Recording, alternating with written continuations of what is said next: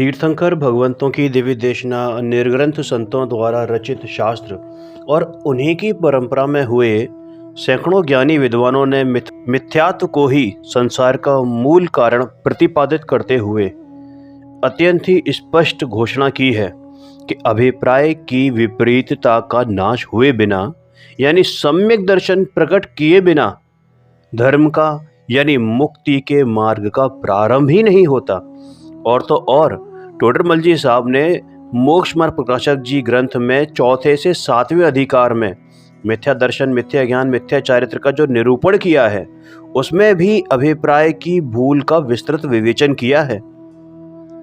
और इन चारों अधिकारों में उन्होंने जो मिथ्यात्व के विरुद्ध सशक्त क्रांति का बिगुल बजाया है उसकी झलक तो उनके मंगलाचरण से मिलती है।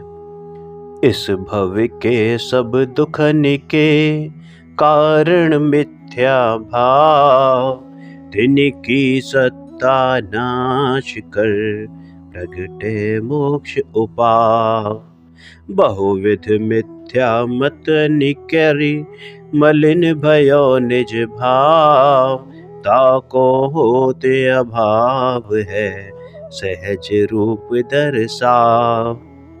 मिथ्या देवादिक भजे हो है मिथ्या भाव, तज तिनको साचे भजो यह हित हेत उपाय। इस भव तरु का मूल एक जानहु मिथ्या भाव, ताको करी निर्मूल अब करिए मोक्ष उपाय। 7वें अधिकार के मंगलाचरण में जो आखिरी में बोला मैंने उसमें तो मिथ्यात्व को संसार वृक्ष की जड़ कहा गया है। और ये जो होता है ना, वृक्ष के पत्ते, फल, फूल, शाखाएं, ये सभी अंग दिखते हैं लेकिन जड़ नहीं दिखती क्योंकि वह जमीन के अंदर रहती है। तो मतलब क्या कि ये जो क्रियाएं दिखती हैं, होती दिखती हैं, लेकिन जड़ यानी कि मिथ्यात्व नहीं दिखता। जड़ न दिखने पर भी संपूर्ण वृक्ष का आधार तो वही है। उसी के द्वारा जो पेड़ है वो खुराक लेकर जीवित रहता है। वैसे ही बाहरी अनुकूल प्रतिकूल संयोग संसार रूपी वृक्ष के पत्ते और फल फूल आदि के समान हैं। शुभाशुभ भाव उसकी शाखाएं हैं और मिथ्यात्व उसका जड़। अरे बाहरी संयोग तो जगत को दिखते हैं, क्रिया के माध्यम से शुभाशुभ परिणाम भी समझ में आ जाते हैं, लेकिन ये मिथ्यात्व नहीं दिखता और जगत इससे बिल्कुल अपरिचित है। यह तो जैन दर्शन की सर्वाधिक महत्वपूर्ण विशेषता है कि वह मिथ्यात्व को संसार का मूल कारण और सम्यक को मोक्ष और मोक्ष मार्ग का कारण कहता है। हिंसा, झूठ, चोरी, कुशील, परिग्रह, इन 5 पापों से और इनके अनिष्ट फल से जगत के अधिकांश लोग परिचित हैं, लेकिन इन्हें बुरा जानकर छोड़ना भी चाहते हैं। कौन सा ऐसा धर्म है जो हिंसा को या झूठ को या चोरी को या कुशील को या परिग्रह को अच्छा बताता हो? लेकिन जैन दर्शन के अलावा अन्य किसी दर्शन में मिथ्यात्व के बारे में ऐसा गहन चिंतन नहीं मिलता। ये हिंसा आदि 5 पाप तो डाकू के समान है। जिस प्रकार एक डाकू को देखकर बच्चा भी डर जाता है और जान बचाने का प्रयास करता है क्योंकि वह उसकी वेशभूषा और आवाज आदि से पहचान लेता है कि यह डाकू है और मुझे इससे बचना चाहिए, वैसे ही जन सामान्य भी हिंसा आदि 5 पापों से डरते हैं, उन्हें बुरा जानकर छोड़ने का प्रयास भी करते हैं। लेकिन मिथ्यात्व डाकू नहीं, मीठा ठग है, मीठा ठग। अरे डाकू कम से कम खुलेआम चेतावनी देकर तो सामने आता है, लेकिन ये जो मीठा ठग है ना, मीठा मीठा बोलकर अपने हितैषी बनकर लूटता है और तो और छिपकर वार करता है। अच्छे अच्छे बुद्धिमान लोग जो अपने आप को बड़े बड़े इंटेलेक्चुअल्स समझते हैं वो भी इस मीठे ठग के जाल में फंसकर लुट जाते हैं, क्योंकि वे तो आस्तीन का सांप है, छिपा हुआ गद्दार है। 26 जनवरी के दिन या 15 अगस्त के दिन छात्रों में एक कविता है, देशभक्ति की कविता, और बड़ी फेमस है। एक बार सुनते हैं और फिर उसका अर्थ समझते हैं। बिगुल बज रहा आजादी का, गगन गूंजता नारों से, मिला रही है आज देश की मिट्टी नजर सितारों से। एक बात कहनी है लेकिन आज देश के प्यारों से, जनता से, नेताओं से, फौजों की खड़ी कतारों से, संभल के रहना अपने घर में छुपे हुए गद्दारों से, संभल के रहना अपने घर में छिपे हुए गद्दारों से। तो ये जिस कवि ने ये लिखी है, स्वतंत्रता दिवस के गौरवशाली प्रसंग में देश की मिट्टी में भी सितारों से नजर मिलाने योग्य स्वाभिमान की बात कहकर, लेकिन लगाते हुए घर में छिपे हुए गद्दारों से संभल कर रहने की चेतावनी दी है। कविता बड़ी अच्छी है, लेकिन इसमें भी लेकिन लगा हुआ है। आज़ादी के बाद के भारतीय इतिहास में भी कवि की यह चेतावनी सत्य की कसौटी पर खरी उतरती है। आज़ादी के बाद 1962 में हम जिसे मित्र समझते थे, उसी चीन ने हम पर हमला करके अपनी गद्दारी का परिचय दिया था। शत्रु को मित्र समझने की मिथ्या मान्यता के कारण ही हमें पराजित होना पड़ा था। लेकिन उसके बाद 1965 और 1971 में हमारे दूसरे पड़ोसी ने आक्रमण किया, लेकिन वह बुरी तरह पराजित हुआ, और न केवल पराजित हुआ बल्कि उसके 2 टुकड़े हो गए। इस प्रकार हमारा देश बाहर के शत्रुओं से अपराजित है, फिर भी देश के भीतर छुपे हुए गद्दार उसे खोखला कर रहे हैं। और इसका सबसे बड़ा एग्जाम्पल मिलता है कि जब इंदिरा गांधी की हत्या हुई तो किसी विदेशी ने हत्या नहीं करी थी, देश के अंदर छिपे हुए गद्दारों ने हत्या की थी। ऐसे ही जब राजीव गांधी की हत्या हुई तो राजीव गांधी की हत्या भी देश के गद्दारों के कारण ही हुई थी, कहीं बाहर जाकर हत्या नहीं हुई थी।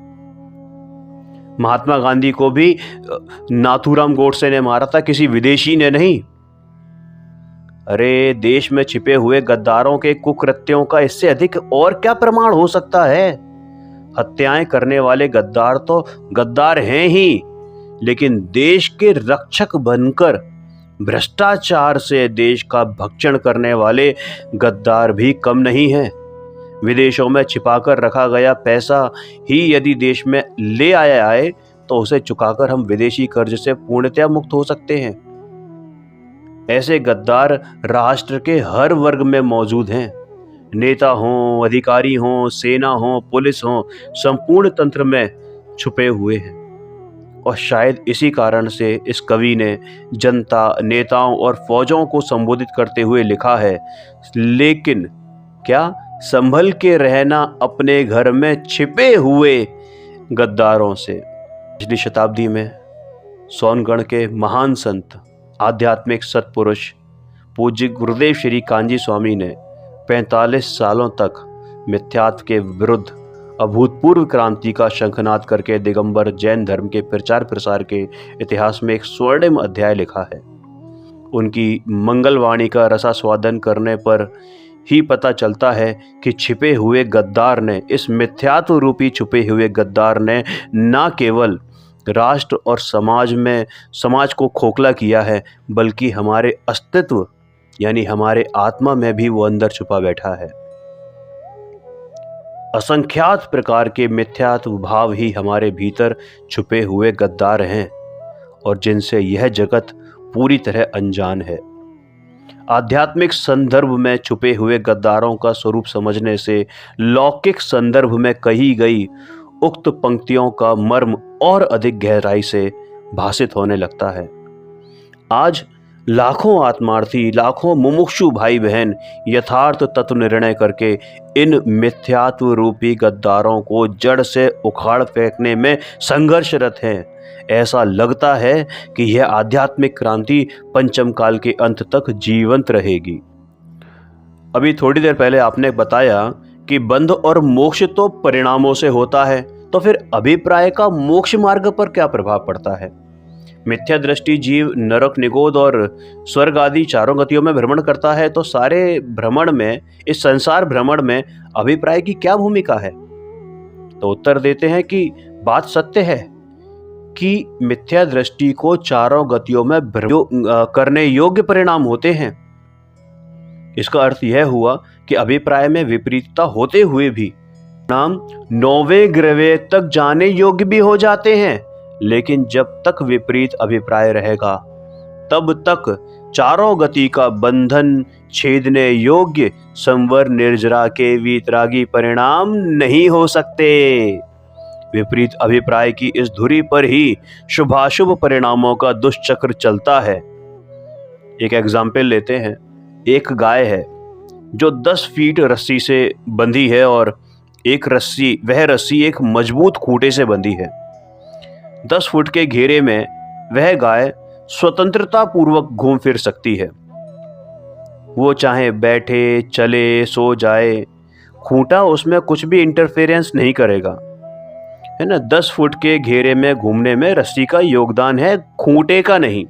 लेकिन वह उस घेरे से बाहर नहीं निकल सकती और इसमें खूंटे का योगदान है। यदि खूंटा उखड़ जाए तो वह गले में रस्सी बंधी रहने पर भी घेरे से बाहर भाग जाएगी। वैसे ही यह जीव शुभाशुभ भाव रूपी रस्सी से बंधकर चारों गतियों में घूम रहा है, लेकिन वह रस्सी मिथ्यात्व रूपी खूंटे से बंधी है। इसलिए जीव 4 गति के घेरे से बाहर नहीं निकल सकता। मिथ्यात्व का खूंटा उखड़ जाने पर वह घेरे से बाहर आ जाता है, यानी मुक्ति मार्ग प्रारंभ हो जाता है। भले ही अभी थोड़ी देर के लिए ही सही पुण्य पाप की रस्सी बंधी हो और सामने वाले को लगे भी कि इसके साथ तो इतने सारे पुण्य और पाप के घेल लगे हुए हैं, कोई बात नहीं, लेकिन अब वो पुण्य पाप रूपी रस्सी उसे उस घेरे के भीतर बांध नहीं सकती, यानी उसे अनंतानुबंधी बंध नहीं होता है। संसार चक्र बहुत थोड़ा सा रह गया है। इस प्रकार हम देखते हैं कि संसार भ्रमण का अंत न होने में मूल कारण विपरीत अभिप्राय ही है। जय जिनेंद्र।